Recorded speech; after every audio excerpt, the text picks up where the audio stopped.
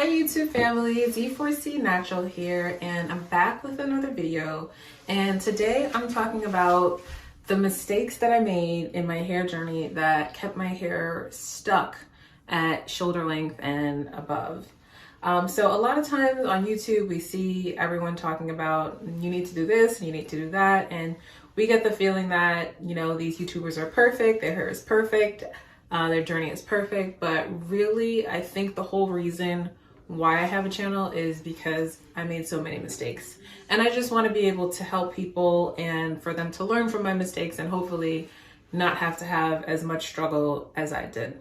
So with that, let's get right into it. So the first thing I'm going to say, huge mistake, was following people who did not have hair like mine.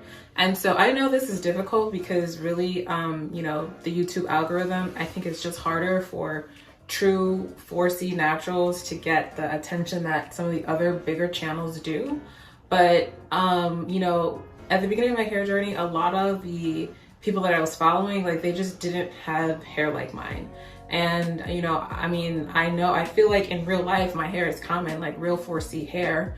But for whatever reason, I wasn't seeing that represented on YouTube. And, you know, the fact of the matter is, you know, 4C hair, it's drier, it's coilier, styling it is different. There are different challenges. So I think it's highly beneficial to get information from someone who actually has your hair type. And, you know, when you see a YouTuber and they're doing this with their hair and your hair is not doing the same thing, you can get really discouraged. So, once I pretty much unfollowed everybody who didn't have my hair type. And that's not to say that I never watch a video from someone who has type 3 hair, but I do sometimes. And if I do, I take that advice with a grain of salt. I understand that, okay, that might not work for me. I don't take it as the Bible. The second thing that I did that hindered my hair progress was jumping on the co-washing bandwagon. So when I first went natural, I feel like the community was a lot smaller. A lot of the information was on hair forums. YouTube really wasn't a thing at that point. Where it is now, I feel like YouTube is like, okay, you need to figure it out, you go to YouTube. But at that point, like, everyone was on hair forums, and the big thing was co-washing your hair. And so I tried that, but really it took me forever to figure out that co-washing does not work for me. It does not work at all. It leads to buildup, and my hair just felt gummy, and it just wasn't the right thing for me. So again, and I figured this out by like starting to follow people who actually had hair like mine. I heard someone say that, okay, they really need shampoo to get their hair clean. And, you know, when I started doing that, my hair felt a lot better, and I started to see some progress in my journey. So co-washing is not for everyone, and it's definitely not for me. I wash my hair with shampoo once a month, and I don't co-wash or anything like that in between. Like, that's my washing schedule. And that has improved the health of my hair. Another thing that I did that hindered my hair, and this is a big one. If you've seen any of my videos, I talk about this one a lot. Washing too frequently.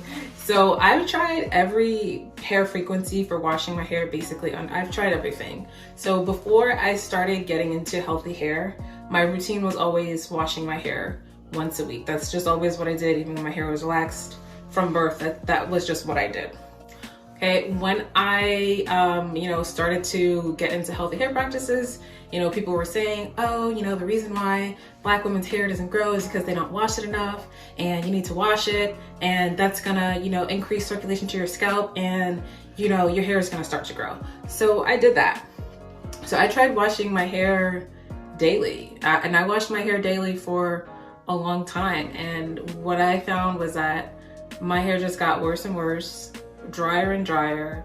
I started getting split ends, and mind you, like, so it wasn't always like I shampooed a lot, but sometimes it was like co-washing. But I was like wetting and washing my hair in some way, either with a co-wash or a shampoo, every day. So I did that, and my hair was a mess. And actually, I had a lot of split ends, even though I was not using heat, and that just really did not work for me. So I slowed it down. to a few times a week. So I would do like 2 or 3 times a week, and better, but still not good. And then what I finally settled on that is ideal for my hair at this time is washing every 4 to 6 weeks. And I think about it like this. So imagine you have like a really fine silk shirt, okay? And you're continuously washing it. The fibers start to get, you know, they kind of like lose their elasticity, like they just don't look as nice. It starts to look worn. And for me, in my personal experience, I just feel like your hair is the same way. Like you have to consider your hair, once it comes out of your scalp, is dead. So all you can do is either preserve it or wear it down. And for me, I find that like constantly washing it wears it down. My hair already has a hard time keeping moisture, so like constantly stripping it of its oils, it makes it drier and gives me more breakage. So for me, that's what works best for me. I do exercise and I don't have any, as you see, I'm like in my workout outfit today. I got my little waist trainer on, but I don't have any issues with my hair smelling bad or excess, like anything. Like that's just what works for my hair. And I do oil my hair frequently, and I just find that my hair loves the oil and it absorbs the oil, and it's really helped me to retain length. So very big on that. That was like probably that has to be like in my top 5 changes that I made that really started to help me retain length. So washing my hair less often has been huge in my hair journey. And to be honest, I think the first person that, well, there are 2 people that made me make that decision. So the first, she's passed away. Her name on YouTube was Long Hair Don't Care 2011. And like, she said that like years ago. And you know, at that time that was like controversial, like, oh my God, you only wash your hair once a month. But she had absolutely beautiful hair, you know? So that's the first thing that made me think about it. And then another one was Cipriana Kwan. She has a twin and she's a model. She also like years ago said that she only washed her hair once a month. And again, at the time, no one was really talking about that. No one was doing it. Her hair type is more similar to mine. She has a ton of hair, beautiful hair, both her and her sister, and she only washes it once a month. So those were the 2 OG naturalistas that helped me to make that decision.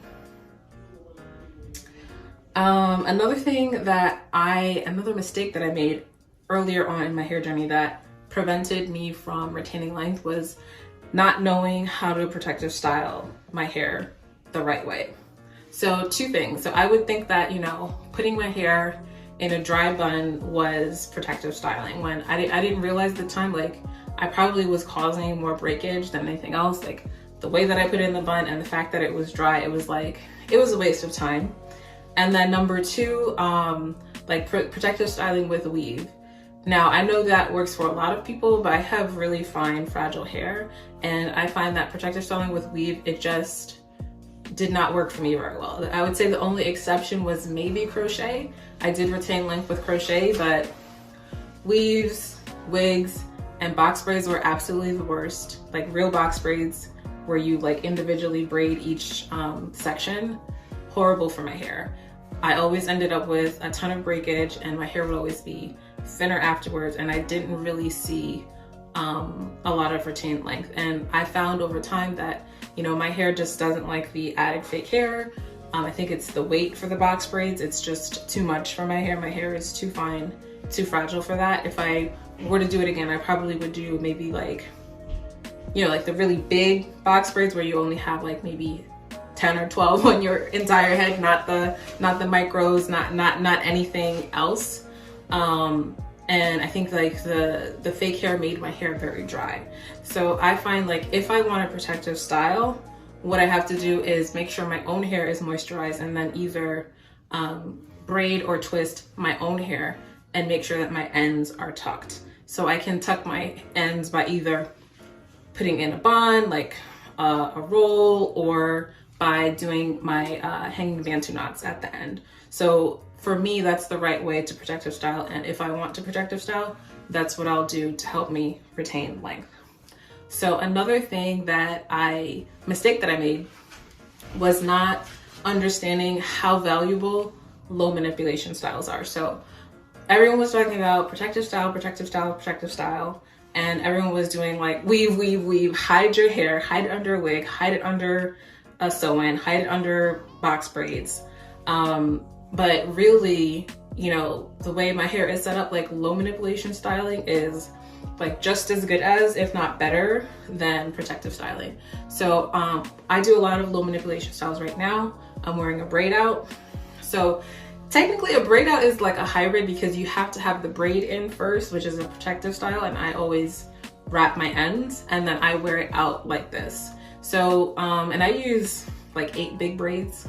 So it's not a lot of tension on my hair, not a lot of manipulation, and I can just leave it like this. So this is, I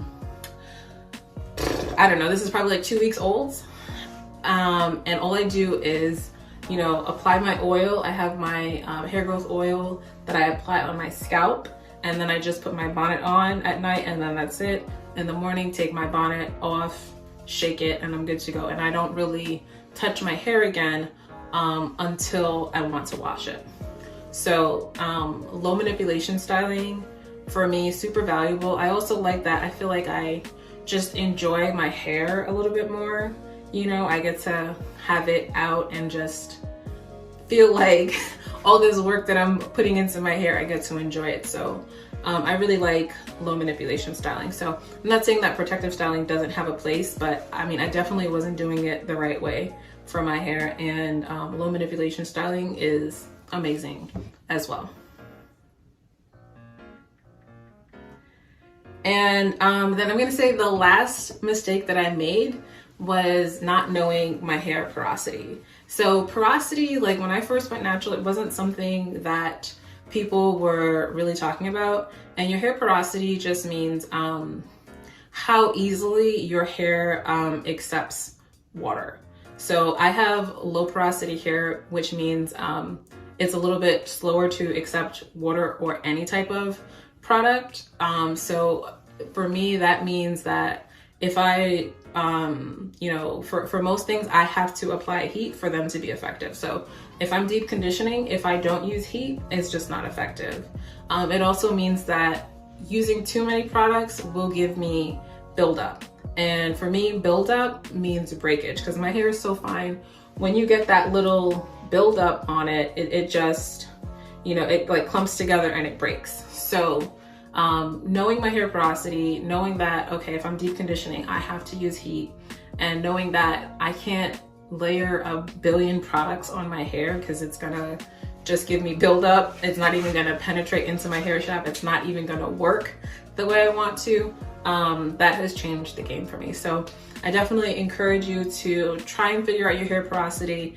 Like at the beginning, I was like, oh, you know, why do I need to know this? This just seems like too much. But it really does make a difference if you know that. So I would suggest looking it up. I have a video on explaining low porosity hair, some of the symptoms, and then how I recommend taking care of it. You're more likely to have low porosity hair. Technically, low porosity hair is healthy hair. You're more likely to have high porosity hair if your hair has been colored or if you use a lot of heat. So you can take a look at my video. It kind of really focuses on low porosity hair because I think that's more common for people with my hair type. If you've not done too much with it, if you've colored it, then that might not be the case. But definitely check out that video and it should give you some good tips. So if you made it this far, I hope that you subscribed. It really helps the algorithm. Please like and share. I really appreciate it. It does a lot for my channel. And thank you so much for watching.